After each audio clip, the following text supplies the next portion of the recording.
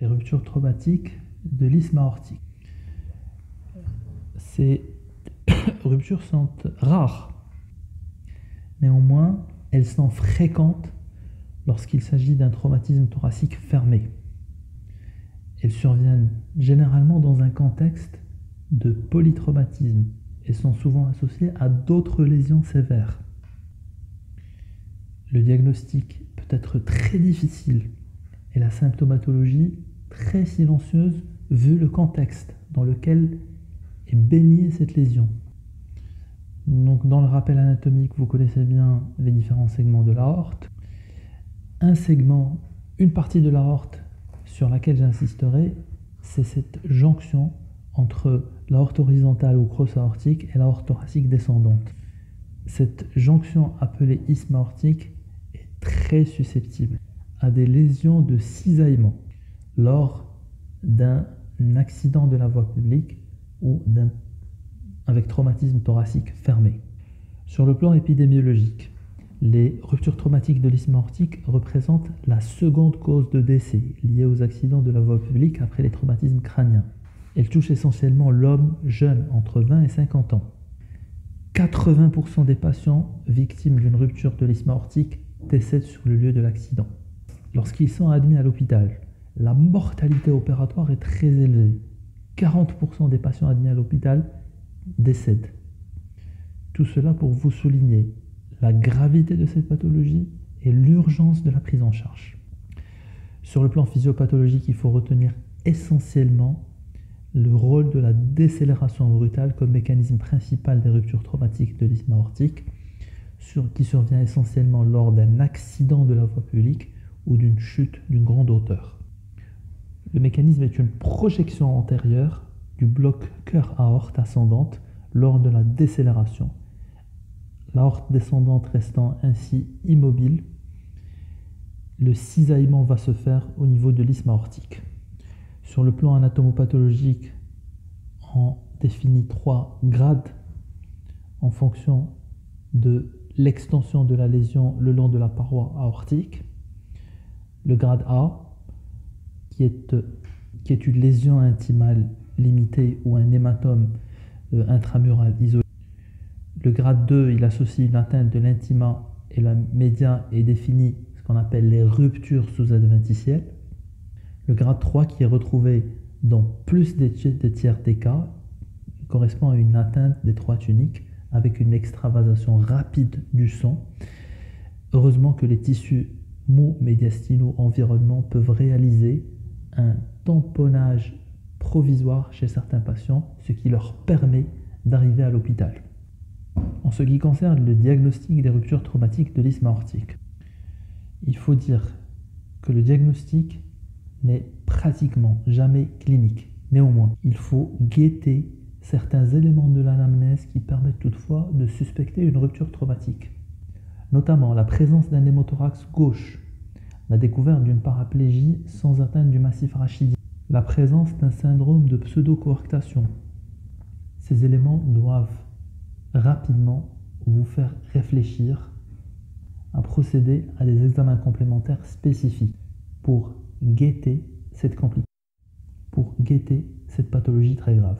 Concernant la paraclinique, la radiographie thoracique n'est pas spécifique mais peut être évocatrice devant un élargissement médiastinal, une coiffe pleurale apicale ou un épanchement pleural gauche. Et c'est la tomodensitométrie corps entier avec injection de produits de contraste qui doit être un examen systématique chez tout polytraumatisé sévère qui va permettre d'asseoir le diagnostic positif d'une dissection, d'une rupture traumatique de l'isthme aortique. C'est l'examen de référence avec une sensibilité de 100% et une spécificité de 83%. Elle va permettre de classer les lésions aortiques, mais aussi de faire le bilan des lésions associées et donc de poser l'indication d'un traitement urgent ou différé. L'échocardiographie transœsophagienne est un examen qui s'avère rapide, simple, qui peut être réalisé au déchocage, mais c'est un examen qui a un certain nombre d'inconvénients, notamment devant une fracture instable du rachis cervical, et cet examen aussi ne permet pas d'explorer la partie distale de l'aorte ascendante et l'origine des troncs supra-aortiques.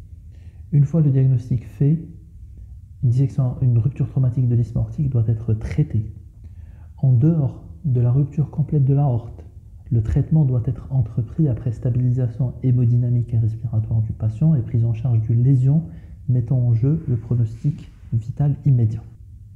Le but du traitement va être d'abord de traiter une urgence vitale, puisqu'il s'agit très souvent d'un contexte de polytraumatisme. Il faut insister sur la hiérarchisation des urgences. Il faut procéder par priorité devant une atteinte multi-organes. Enfin, il faut insister sur le traitement précoce des lésions aortiques pour éviter l'évolution vers les complications et les décès. Les moyens dont nous disposons, ce sont les moyens de réanimation, vu le contexte. Une fois le patient stabilisé et des lésions beaucoup plus urgentes éventuellement traitées, comme un hématome extradural, un hémopéritoine grave entraînant une instabilité hémodynamique, le traitement de la rupture traumatique de l'isthme aortique doit être rapidement entrepris. Le traitement endovasculaire reste actuellement la référence. Son principe est de mettre en place, sous contrôle scopique et par voie fémorale, une endoprothèse couvrant la zone de rupture. Ce traitement endovasculaire a beaucoup d'avantages, notamment dans un contexte de polytraumatisé. C'est un traitement qui est moins invasif qu'une chirurgie conventionnelle. La prise en charge est plus rapide. Il présente moins de risques de complications respiratoires compte tenu de l'absence de thoracotomie, d'exclusion pulmonaire, de chirurgie en décubitus latéral. Les complications rénales, et notamment l'insuffisance rénale aiguë et le recours à l'hémodialyse sont également moins fréquentes puisqu'on n'utilise pas de circulation extracorporelle.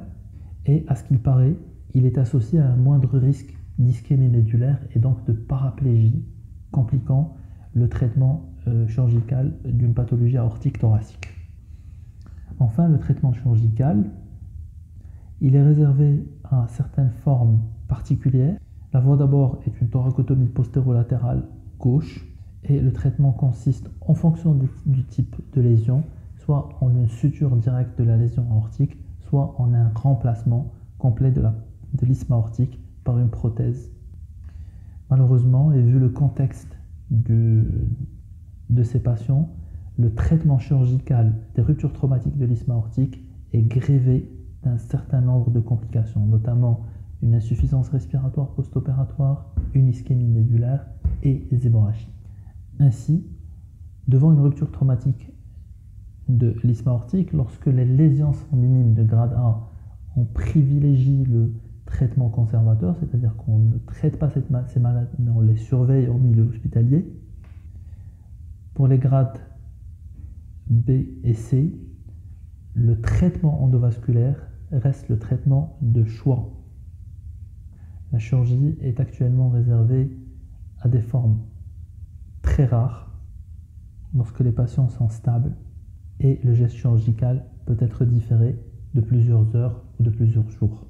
En conclusion, les traumatismes thoraciques constituent de véritables pièges diagnostiques en raison du nombre potentiel de lésions occultes qui peuvent parler secondairement dans les ruptures traumatiques de l'isthme aortique.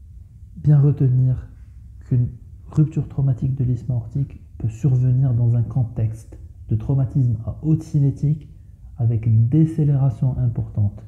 C'est le cas le plus fréquent des accidents de la voie publique avec choc frontal. Le diagnostic se fait au moyen d'une tomodensitométrie corps entier avec injection de produits de contraste qui doit être réalisée chez tout patient victime d'un traumatisme sévère. Enfin, retenez bien que le traitement repose essentiellement sur une prise en charge endovasculaire qui réduit les complications et la durée d'hospitalisation par rapport au traitement chirurgical. Je vous remercie et bon courage pour vos examens.